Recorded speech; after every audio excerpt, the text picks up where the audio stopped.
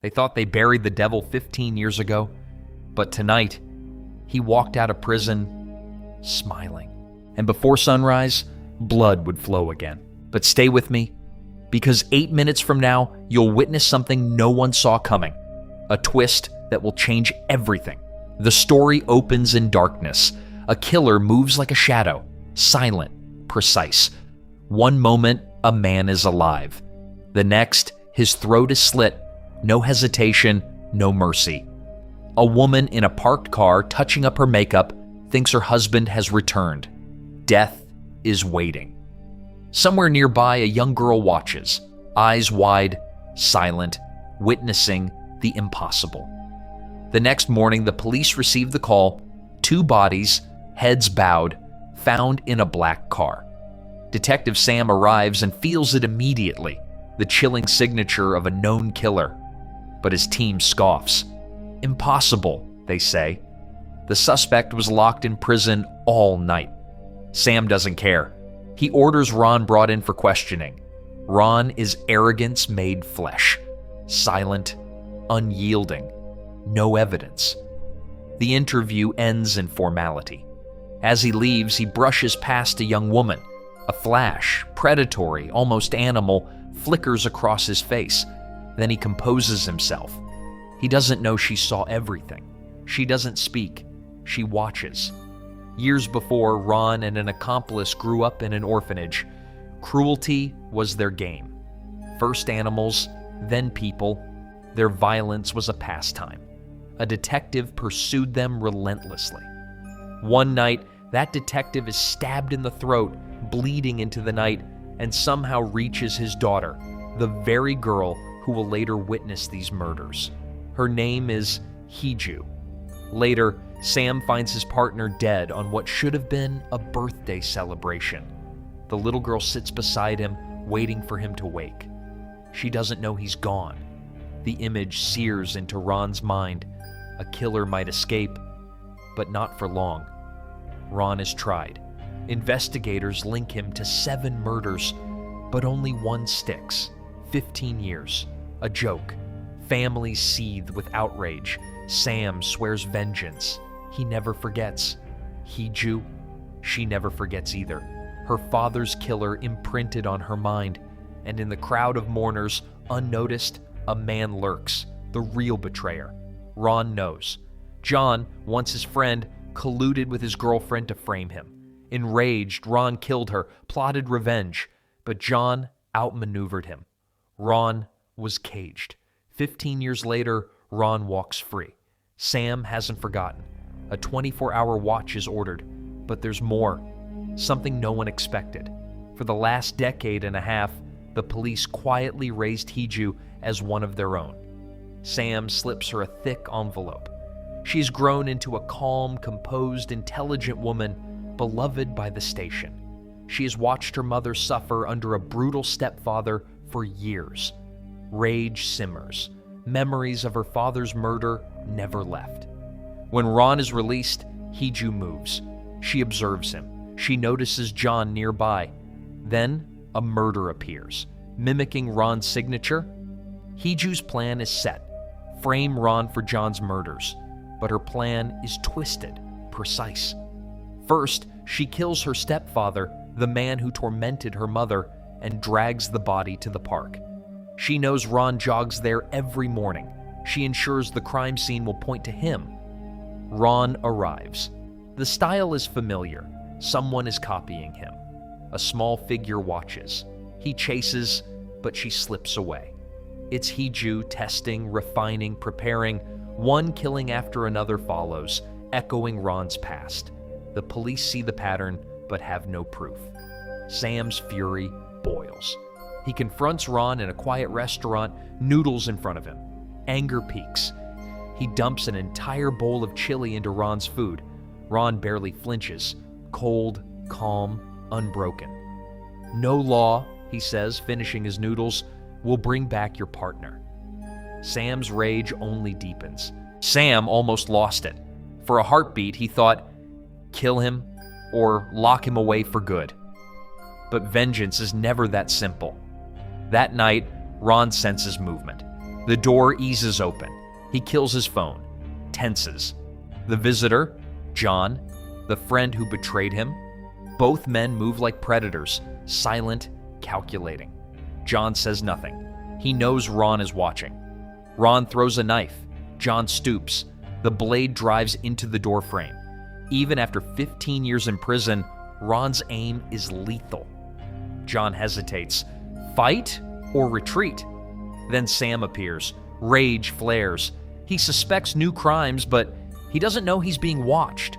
Two sharp eyes track him. Every move counted. For a moment, Sam's attention slips. He spins, but sees nothing. Across the way, on a nearby rooftop, Hee-Ju watches. Quiet. Calm. But tonight, something is wrong. Her mother's apartment is still. Empty. Fear ignites courage. She enters and finds her mother's body. The cruelty of a stepfather finally broke her. The grief burns into Hee-Ju's soul. Rage rises. She blames Ron, but doubt flickers. John was here. Something is off. The killings were never the work of one man alone. Ron and John are connected. Hee-Ju moves with cold precision. She buys a heavy iron chain meant for a vicious guard dog, ships a truckload of empty beer bottles to John's house. That night, she waits. John returns. Darkness. Lights flicker. Sharp glass crunches underfoot. Hee-Ju looms above him, orchestrating every step. The trap is perfect. Using skill and cunning, she overpowers him, takes him prisoner. She moves the body, places it on Ron's bed. When Ron returns, pulling back the blanket, he freezes. A corpse, a dog chain around its neck. John. Before Ron can process, Hee-Ju leaps. Another chain wraps his throat. Not to kill, just to knock him out. The scene is set. A fight between killers. Evidence to frame Ron. Justice, carefully laid, but plans unravel. Ron wakes too soon. Police burst in, blood on the bed. But Ron is gone. Sam sees it. Still warm, he orders every room sealed. In another room, horror. A man and woman slumped in a bathtub, soaked in blood, alive but stunned. The woman points feebly. A nurse assumes shock. Unseen, Ron slips out, leaving only fear behind. Sam searches relentlessly. Under a mattress, a fresh stain. Another man's body, killed earlier. But Ron? Gone. Hee-Ju knows even if he escapes, he will be hunted. Justice has its own path. She steps back, watching her plan unfold. Then, headlines strike like a fist. Ron isn't the killer. No proof. Orders from above clear him. The department avoids humiliation. Hee-Ju's careful trap crumbles. At least for now. Sam wasn't happy. But Hee-Ju? She was consumed. The monster who killed her father, he had to pay. Meanwhile, Ron knew the police couldn't touch him, but to clear his name, he had to find the one framing him. He went to an internet cafe, scanning for clues. It didn't take long. The man from the park, he was the second husband of the woman Ron had killed years ago. Worse, there was a daughter. Her age and height matched the girl who attacked him earlier. Everything clicked.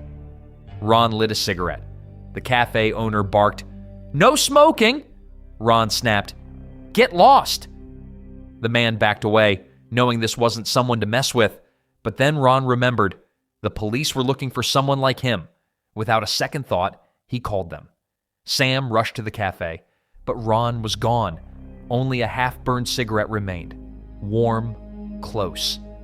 Sam drew his gun, ordering everyone to line up, checking one by one. Then, out of nowhere, Ron lunged at Sam and vanished into the crowd. A rookie cop froze, gun shaking. Ron stabbed him in the chest, but didn't kill him. Killing a cop would ruin everything. He patched the wound and escaped. Ron stole Sam's police car and drove straight to the station. Guards saluted him. Safe. Ironically, the most dangerous place became the safest. He wasn't returning the car, he was hunting Hee-Ju. By chance, Hee-Ju was at the station. She saw him slip inside, but stayed silent. She knew if he got caught, justice would fail. She had to finish this herself. That night, Ron broke into her house, knife ready. Motion sensor lights went out, shadows shifted. Face to face, they clashed. Hee-Ju felt the same fear her father did years ago. Ron admitted it. Yes, he had killed her father. Enraged, she slashed him and ran. He chased her, relentless. But instead of crowded streets, she ran to the deserted hills, the perfect place for the final showdown. He caught her, ready to strike, but she turned, stabbing him instead. She called Sam, gasping, "He's after me. Please hurry." Ron grabbed her again, but this time he didn't attack. Hee-Ju realized his plan, to frame her using evidence. She broke free and ran uphill. Moments later, atop a hill, Hee-Ju sat calmly on a swing, peace in her eyes. She removed her scarf, tossed it toward Ron. "Give this to Sam, okay?" Ron thought she'd lost it. Around her neck, a dog collar. Before he could react, police sirens echoed. Hee-Ju tied the chain from her collar to the swing, pumping faster and faster, looking straight at Ron. "Your game's over. You'll spend the rest of your life in prison." In a flash, she let go. The chain went taut. One brutal instant, and her neck snapped. When police arrived, they found Hee-Ju hanging and Ron standing right in front of her. No more proof needed. He was arrested on the spot. Sam collapsed, seeing her lifeless body. This was revenge. Pure, relentless, a storm that consumed everyone involved. If you thought this was intense, wait until the next story. Hit that like button, subscribe, and turn on notifications, because the darkness is just getting started.